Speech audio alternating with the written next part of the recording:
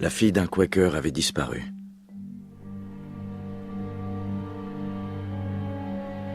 Lorsqu'on la retrouva, elle avait la gorge tranchée, mais elle avait subi bien pire encore.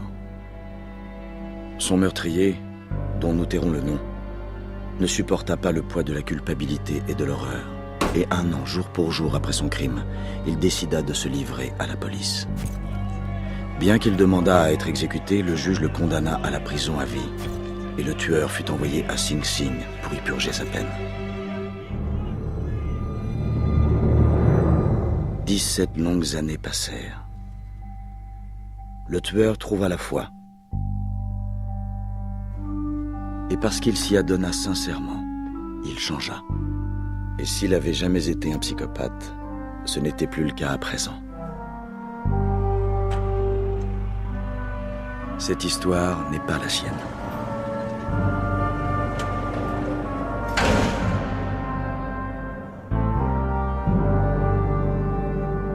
De nombreuses années passèrent encore, et les autorités se rendirent compte que sa foi était authentique. Il était profondément sincère et se repentait avec ferveur. Alors on décida de lui rendre sa liberté.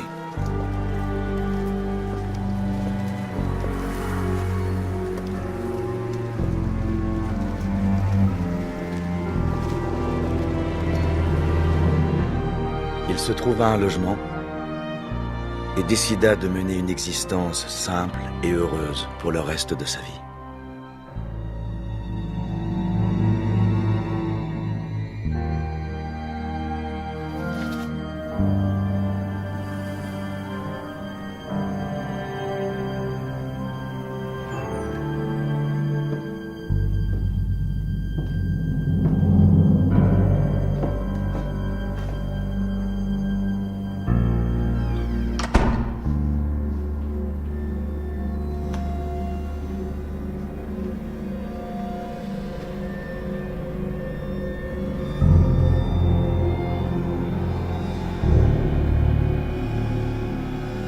La vie simple et heureuse qu'il espérait lui fut refusée.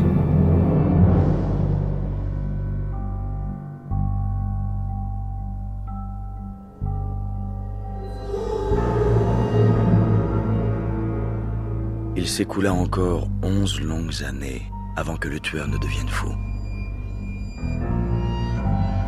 Et une nuit d'hiver, quelques phrases d'une brochure de l'Église catholique lui revinrent en mémoire. Les seuls qui sont certains d'avoir une place en enfer ne sont ni les meurtriers, ni les violeurs, mais ceux qui sont morts de leurs propres mains. Le tueur admit qu'une telle idée pouvait être belle, car il savait qu'en enfer, au moins le Quaker ne serait pas là.